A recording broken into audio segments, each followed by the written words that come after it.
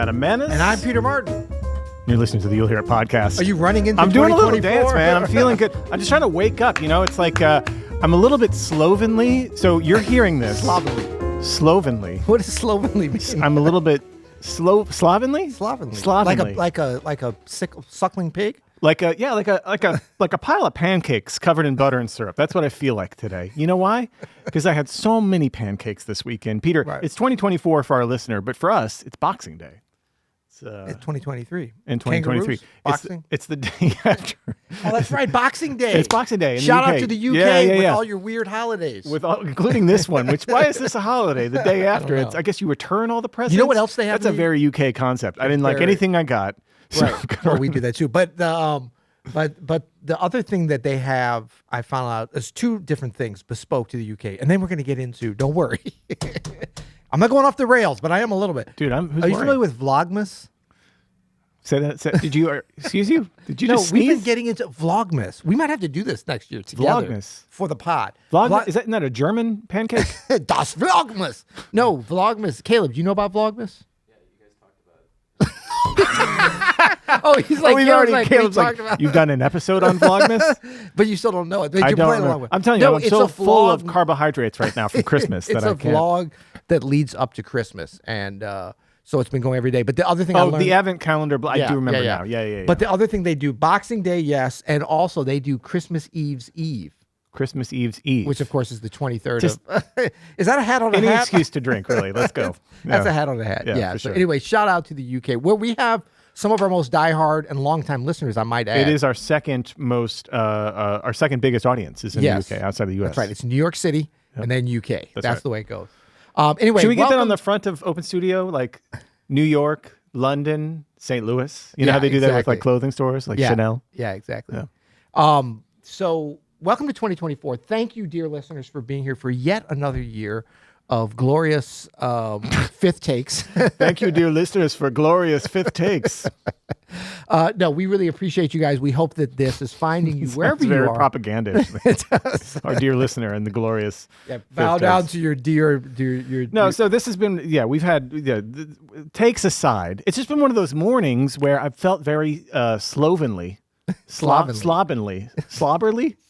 You got sloppy, you got slobber, you got a lot of things happening. It's just taken us a long time to get going here. So, listener, we appreciate you sticking with us because the energy now feels right. The energy feels good. Energy feels good. But we want to just bring you peace and love and joy to you and your family as we enter into this next year. And thank you guys to the listeners. You make all this fun stuff happen for us. And we decided instead of like a bespoke new...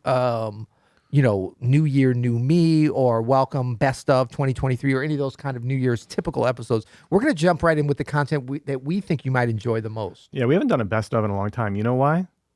None of them are very good. No, there's no great, best. but just, we're always looking forward. So this is 7 chords from one shape. 7 chords Full disclosure, I don't understand this. These are my favorite, Peter. These are my favorite. When Peter doesn't get it, but he plays all of this stuff, I love these episodes. But I'm super interested in it. So this is a way to think about chord shapes, and what it does is it saves our brain's CPU if you're doing this right. And this is, of course, from Barry Harris. Topical. Which is topical because we have very little to spare. But it's a really fun concept, and it's a bit of a steep climb at first, but once you get it, it saves you so much brain space because you can think of one thing and come up with a great sounding chord voicing. You don't have to think of individual notes, which is what our goal is to just systematize everything. So we're just splashing around in music. We're not thinking about the nuts and bolts. This can help get you there faster. And it is a really specific way to play great chords. Actually, we worked on this in the Open Studio Pro guided practice sessions last week, Peter, and someone was like, Peter Martin never teaches this stuff. And I was like, Peter Martin doesn't understand it. He plays all of it, but he doesn't teach it. But this is a really quick way to get some great sounding voicings. And like I said, with just one shape, it's kind of 1.5 shapes. And those shapes are, ready? Well, before we even do that, just because I always think about this as someone that this stuff comes a little bit slower. 7 chords from one shape. Can we just talk about why shapes matter? Yes. And kind of what they are, too. I think it's somewhat obvious, but for me, this was a little murky conceptually for a long time. So shapes matter because they they save us the brain space of having to think of each individual notes. And, shapes you can interchange sort of a voicing with the idea of a shape, right? But the shape itself if you just are thinking of, and for these shapes, actually, we're thinking of the shape and all of its inversions, right? It's a grouping of notes that just save us having to think about, well, what notes should I play on this chord? Yep. If you play this shape, it'll work over this chord, period, like full stop. And I think one thing, I don't even know which kind these are going to be, but I like to think about two kind of basic areas of shapes. You've got, chromatic and diatonic, right? So if I go 1, 3, 5, 1, 3, 5, 6, right? Yeah. And I'm going to move up diatonically. I'm in C major. I'm just moving up. That's a shape. That's like a physical shape. Right. And it's a diatonic shape. But if I were to play this as a chromatic shape, then when I went up to D or D flat, it would be, I'm transposing. Right. So is that still a shape, actually? Because Yes. you're looking with a little bit of doubt in your eye, my friend. Well, it's not, so I don't want to confuse the issue here. So we're not going to move these shapes around either of those ways. Okay. What we're going to do is use the shape to almost like a polychord, Peter. So what we're talking about here is 6 shapes, major 6 and the minor 6 shut up. shape. So no, don't shut up. No, I should. No, like talking about this is good. You can practice them chromatically and you can even practice them diatonically, but we would just want to start with what they can be used for. So let's start by, first of all, what is a major 6 and minor 6 shape. Okay. Can we maybe put up for the YouTubers, we're going to put up a bit of a chordy vibe here so that we can see what we're talking about. Hello. So this is the major 6 shape, right? This is C major 6. I just guessed So that's what C, we're gonna E, use. G, and A, right? So you've got a major triad with that A natural on top. Root position. Root position. Yeah. Now, this can be used, of course, for a C major 6 chord, right? Love it. Use it. We're going to talk a little bit too about how to voice these, but let's just start here in root position. So these 4 notes are the root, the 3rd, and the 5th and 6th of a C major 6 chord. Now, we can use this exact same shape for several other chords, including A minor 7, right? So here in A minor 7, these 4 notes are the root 3, 5, 7 of A minor 7. So this C major 6 and all of its inversions are both a C6 chord and an A minor 7. Yeah. Not only that, if we did an F chord, we can use these 4 notes, That's my jam. and this is an F major 9, right? So now we have the 5th, the 7th, the 9th, and the 3rd of an F major 9, right? Including all of its inversions. This is where brain power gets saved. Once you can just do these shapes and you know the chords that they go with, you put a bass in your left hand, and you've got the shape in your right, and it just sounds good. And then the last one we'll do for the major 6, again, the same shape, the same 4 notes. You put a D in the bass, it's a D7 sus. So anytime you have, it could be a D minor sus, but you can definitely use it on your D, dominant 7 sus chords are more common. So you can use that. Now, here's the cool part, Peter, is we can do an exercise over like a 2-5-1, right? Which is like a common jazz chord progression. I had a D minor 7, a G7, and a C major. And we can use nothing but 6th shapes. So on our D minor 7, right, we use an F major 6, right? We use that just like the C6 worked for A minor 7. Right? This for the D minor 7, relative major, F6, right? You got D, which is just the same thing as root 3, 5, 7 of D minor 7, but F6 is the shape. Let's see, we do the G7. Let's keep that F6 for a nice G7 sus. G9 sus. Right? And then let's do, well, we're just going to keep this G7 sus for now. And then we go to the C major 7, we can use that G6, major right? 6. G major 6, right? So we've got 2 different 6 chords,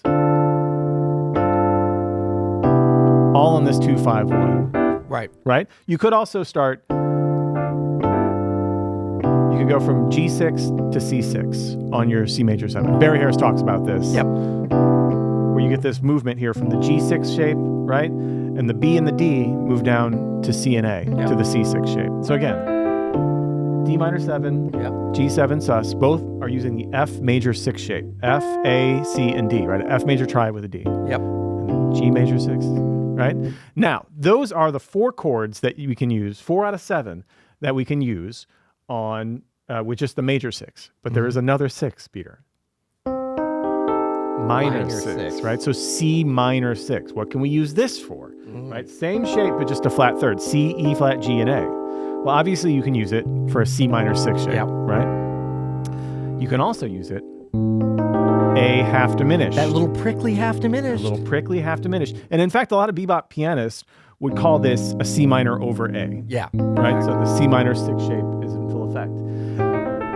Using the same root motion, right? Down to F. F9. That's an F dominant 9, right? So you got C, E flat, G, and A, right? You got the 3rd, the 5th, the 7th, and the 9 of an F7, right?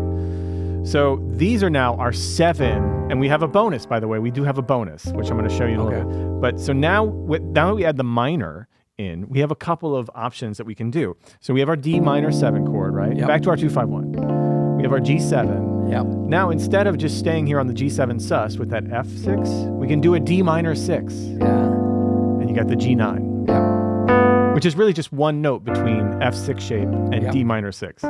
D minor 6 is D, F, A, and B. Yep. Right? That's the 5th, 7th, 9th, and 3rd of G7. And then we've got our C major 7 to the C6. So again, now we've got... And now that we have this shape, we can use these 4 notes like in drop 2. In all these different inversions.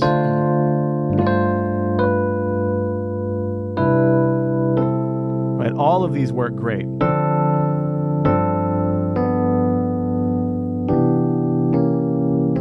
Little chromaticism before.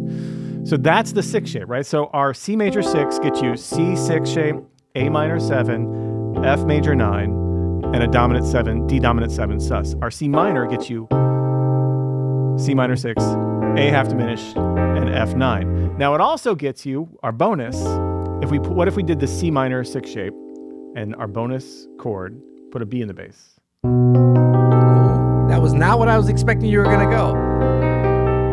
Right? So the C minor 6, I'm going to put the E flat on the bottom. E flat, Very G, altered. A, and C. That is a flat 13, flat 9 sound. You could also call that an altered sound.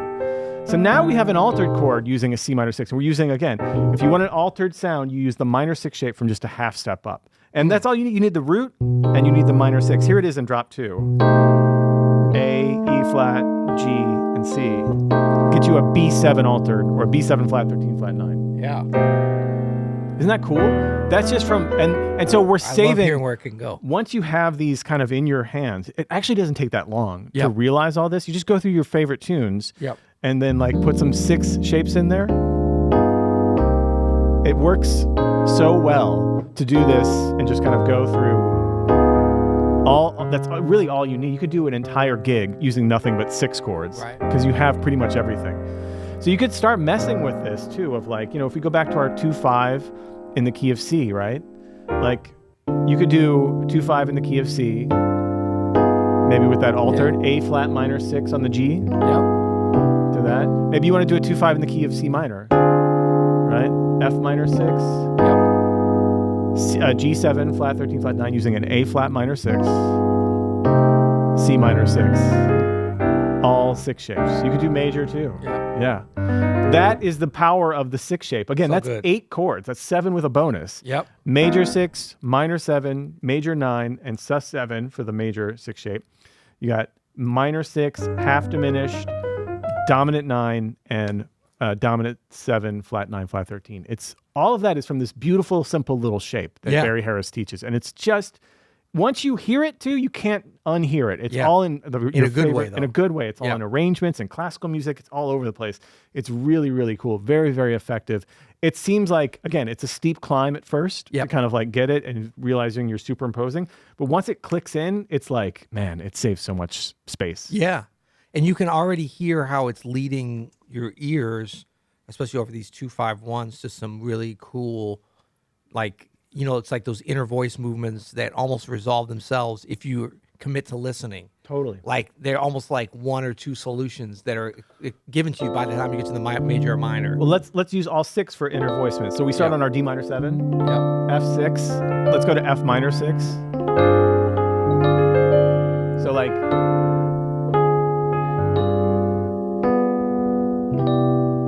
so what's happening here is F6, F minor 6, F minor 6 over G. Yep. I'm gonna go back up here to D minor 6, right? So that sounds in time.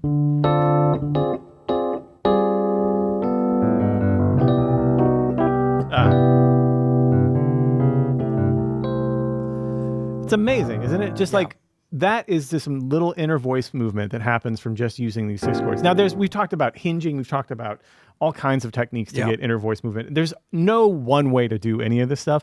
I love like thinking about these in these different ways because I start using them in all different contexts. This way is such a great way too when you're arranging for multiple voices, again, to get that voice leading going. Yeah. Because if you're using these 4-note shapes, and let's say you have a five voice section. Yeah. Right? Like you might with a string quartet plus a bass. Yep. You got the root, and then you get all the harmony right up here. Or sax section with the Barry on the bottom. Sax section with the Barry. All of these work so great. Again, I'm doing these now in drop 2 because it gives you spread, but you could just do everything close. All of the inversions of all of them. You don't know me. Exactly. I'm your brother. All that stuff, man. All that stuff. Yeah. Yeah.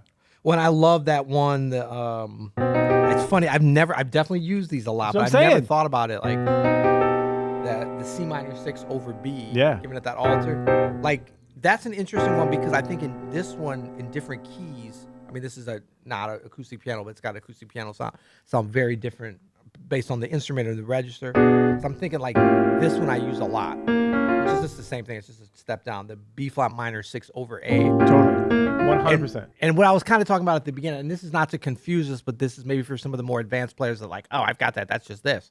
That you can think about in terms of your improvisation. Well, we'll go back to the first one that you had, the C minor 6 over B for the alter. Yeah. When you're improvising.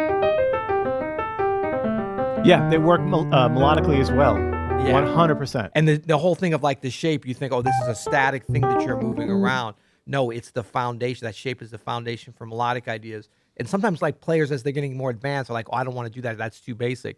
But that's where the gold is, right? Right. Actually, in terms of melodic content, restrictions, like what can you come up with? Of course, you can always leave that and then go more scale-based. But sometimes players that think they understand harmony, and maybe they do on a theoretical level, like a higher level in terms of scales, they sound like they're running scales because they're not willing to go back to these foundational, really just triad plus 1 shapes, but use them and in order for it not to sound like, is use them at some unusual places, very basic foundational, melodic content, but put it at some unusual. And then you can still, run up and down a diminished or something. Well, yeah, I mean, I want to address the diminished because some people are going to say, well, isn't this the 6 diminished thing? Well, that's like sort of the next level of this is, you have your C6 here. Yep. And you can use the corresponding diminished, so a D diminished 7 shape in between and borrow from. And that's where everything comes from. Now you just have it. And that works over C6. It works over A minor, F. It gives you like this F diminished thing. Same thing with the minor, right? C minor 6, D diminished. So that's where Barry's 6 diminished scale of chords comes from. And that's sort of the next level up. But you don't need that to get started. All you need are the 6 shapes to get sort of the core of the voicing. And then you can start adding diminished stuff in between willy-nilly. Right. You know what I mean? Absolutely. Yeah. Good. I've got it. Mastered. All right. Peter, I expect a full course on Open Studio from this concept from you. 7 chords for 1 shape. 1 week. Sounds good. Till next time. You'll hear it.